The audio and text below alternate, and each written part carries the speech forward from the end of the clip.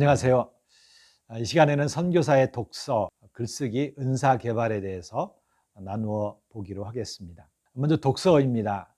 선교사가 왜 책을 읽어야 하는가? 독서에 대한 필요성과 유익은 아무리 얘기해도 끝이 없습니다. 한마디로 이 세상에 리더들의 유일한 공통점이 있다면 책을 많이 읽는 사람들이라는 것입니다. 위대한 설교자 중에 책을 적게 읽는 설교자는 거의 없습니다. 어떻게 책을 읽지 않는데 좋은 설교자가 될 수 있겠습니까? 어떤 목사들은 책 대신에 기도를 많이 하면 설교를 잘 할 수 있다고 생각합니다. 그러나 저는 좋은 설교자는 책을 읽는 것이 우선돼야 된다고 생각합니다. 학습 공동체 기본은 독서 나눔이라고 생각합니다. 공부를 하려면 무기가 있어야 되죠. 무기는 바로 책입니다. 책을 읽고 모여서 토론하는 것입니다. 성인들은 주로 책을 통해서 스스로 공부할 수가 있습니다. 만약 가르치는 선교사가 스스로 공부하지 않는 것은 선교사로서의 책무를 다하지 않는 그런 행위가 된다고 할 수 있습니다. 선교의 열매도 부족할 수밖에 없는 것 당연합니다. 그만큼 선교사가 책을 읽는 것은 중요하다는 것입니다. 그러므로 선교사가 책을 읽는 것은 단순히 지식을 쌓기 위해서가 아니라 사역을 위해서 필요하다라는 것입니다. 노숙자를 위한 사역을 할 때 밥을 준비하는 것이 가장 중요한 준비이고, 이 준비가 당연한 것처럼 가르치는 선교사의 준비는 책을 통해서 공부하는 것입니다. 이것이 가장 중요한 준비이죠. 독서 토론에 대해서 많이 들었지만 저는 혼자 공부하기도 바쁜데 뭐하러 다른 사람과 책을 같이 읽고 나눔을 해야 되는가 하는 그런 생각을 한동안 전에 했었습니다. 그래서 독서 나눔에 대해서 부정적인 생각을 하였고 저는 참여하지도 않았습니다. 그러나 어느 날 이런 말을 들었습니다. 한 사람이 10권의 책을 읽는 것보다 한 권의 책을 10명이 읽고 나누면 효과가 더 크다. 또 한 가지 독서 모임에 참여해야 한다고 생각한 것은 제가 계획한 대로 책을 읽고 공부하면 그것에 빠져 넓게 공부하지 못할 수 있다는 사실을 깨달은 것입니다. 한 가지만 깊이 판다고 해서 공부를 잘하는 것이 아니라는 것입니다. 한 가지를 잘 파기 위해서는 다른 영역도 때로는 넓게 알아야 합니다. 그리고 혼자 원하는 공부를 하다가 다른 사람의 관심은 무엇인가에 대해 잠깐 마음과 생각을 돌리면 혼자 하는 그 영역에서도 오히려 시너지 효과가 난다라는 사실입니다. 각자 책을 읽고 느낀 것이 다르고 같은 책이지만 저 스스로 혼자 배운 것보다 다른 사람에게 배우는 것이 더 많았다라는 사실입니다. 그래서 독서 나눔 모임은 학교에서 교수에게 공부하는 것 이상으로 효과가 있다는 것을 경험했습니다. 우리 GMP 선교사님들이 단 한 독서 모임이라도 참여했으면 좋겠습니다.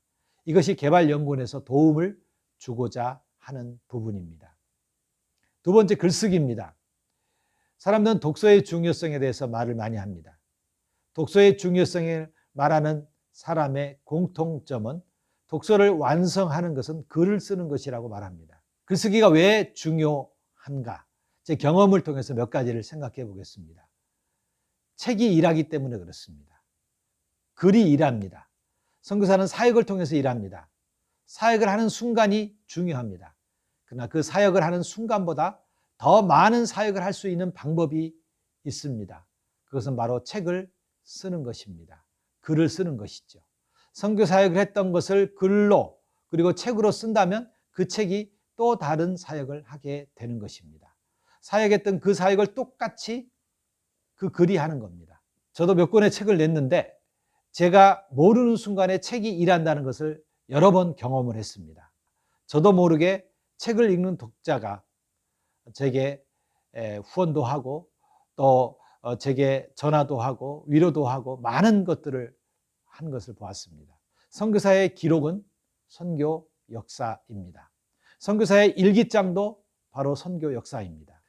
약 30년 혹은 50년 후에 전 세계 신앙인들이 50년 전에 한국 교회의 선교 부흥이 일어나서 한때는 3만 명 이상의 선교사가 파송되었다고 하는 한국 선교 부흥의 역사를 보고 싶어 하는데 50년 후에 그 기록이 없다면 그 이야기는 그저 전설로 끝나 버릴 것입니다.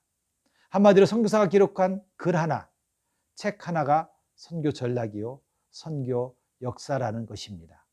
하나님의 나라의 소중한 보물이 된다는 것입니다. 그 보물을 묵혀두지 않아야 합니다. 개발연구원에서는 그 보물들을 꺼내는 역할을 감당하려고 합니다. 글쓰기 세미나는 물론 글쓰기 방을 운영해서 지금도 계속해서 선교사님들의 소중한 보물들을 꺼내는 그런 작업을 하고 있습니다. 세 번째, 선교사가 기록을 하는 것은 자신을 존중히 여기는 것이기 때문에 그렇습니다. 조선시대에 조선 왕조실록이 있었습니다.